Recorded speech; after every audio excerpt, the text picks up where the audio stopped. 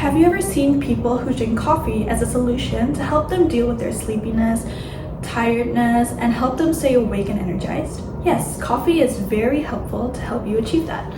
Unfortunately, this can be applied the same way to people who suffer from gastritis. Hello, my name is Azana Naima, and I'm here to explain how coffee is dangerous to people who suffer from gastritis. It is said that Indonesia ranked 4th place in top 12 countries that drink the most coffee. Ever wondered how much cafes there are here? There are 9,031 cafes here based on the research that took place in 2021. That is probably why we have such a high coffee intake. Most of you are probably Lapscolians or people who are familiar with Rawamangun or Jakarta as a whole. Counting only by the coffees you could find right in front of the school, you could find 4 probably. Sejuta Jiwa, House, Sadara Coffee, Seoul.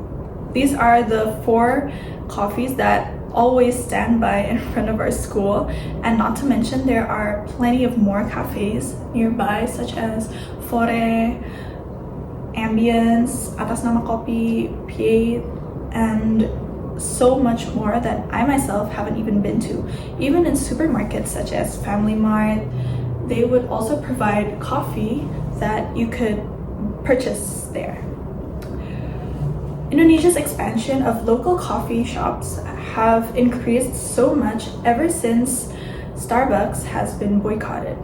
We use that as a way to support the boycott, also to expand and support the products that our country has established. Their new marketing strategies such as Kopi Keliling is so easily found. Like wherever you are, you could just be walking down the street, at home, you could be in a place where you don't even know where you are, and you'd still find these coffees wandering around the place looking for customers. This is basically why there are so much coffee consumptions and purchases, because they are so easily found, and whenever you're thirsty, you can just purchase it. Taking information from a research, it states that the generation in Indonesia with the most coffee intake are Gen Z and millennials. This is probably because that we have a lot of work to get done. We spend all our time and energy in completing our task, our work, our school task, our academics. All of those requires so much energy, and you need to stay focused and awake. Therefore, they always purchase coffee to help them in completing this work. But the thing is, not everyone could use this as a solution to help them stay awake. Why, you may ask? This is because there are people who suffer from gastritis. For those wondering, gastritis is defined as the irritation or inflammation of the stomach, which could be worsened with the consumption of coffee. Regardless of the safety of drinking 3 to 5 coffee cups a day, this would be discarded when it comes to gastritis. Why does this happen? It's because coffee is a beverage that contains caffeine, and it's a beverage with high acidity, which could cause the stomach to experience inflammation and frequent contractions in the stomach. These 2 factors could be dangerous for gastritis sufferers and could result in stomach aches right after you drink coffee. A friend of mine who does suffer from gastritis has actually forgotten at some times where she actually does suffer from this condition. So sometimes she would just drink coffee like multiple times in a day without even eating beforehand, without knowing that this is actually really dangerous for her. Drinking coffee on an empty stomach is not recommended for anyone, but it is better when you are not a gastritis sufferer, because at least when you're a normal person, the pain doesn't hurt as much. But when you have gastritis, it's like a more severe and extreme version of the stomach aches other people would normally have. Another friend of mine would drink coffee like every single day repeatedly, and at some point she would have regular stomach aches. And I don't know if she's aware, but she could probably have gastritis that she doesn't even know of, and that should really be dealt with.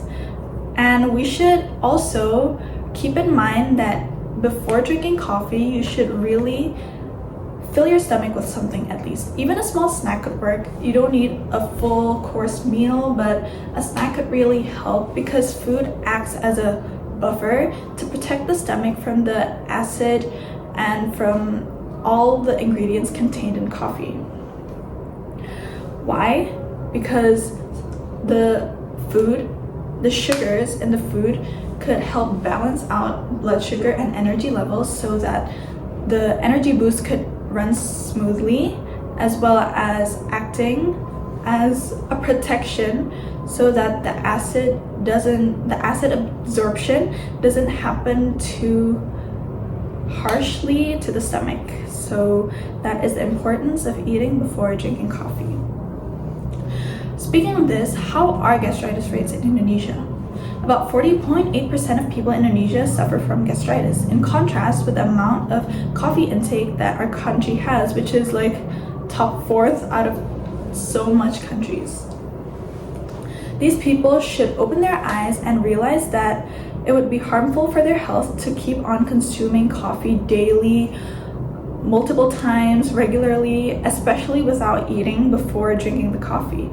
Instead of coffee, they could look for alternatives such as tea, green tea, matcha, fruit-flavored tea, milk, smoothies, juice. Like, there are so many stores and shops that sell these things. Even in coffee shops, you could still find lychee tea, peach tea, apple tea, strawberry tea, mint tea, lemon tea. Like, they provide such various options, and they could work as energy boosters as well, since they're fresh and flavored, sweet as well.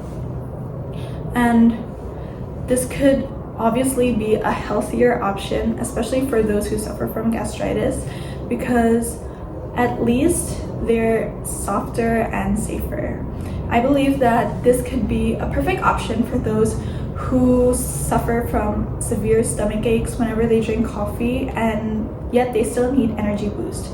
All you need is sugar and an icy drink to help you stay awake. So I think that coffee isn't an urgent drink that has to be consumed, and that people who suffer from gastritis should be aware of the dangers that coffee has upon them and look for alternatives instead.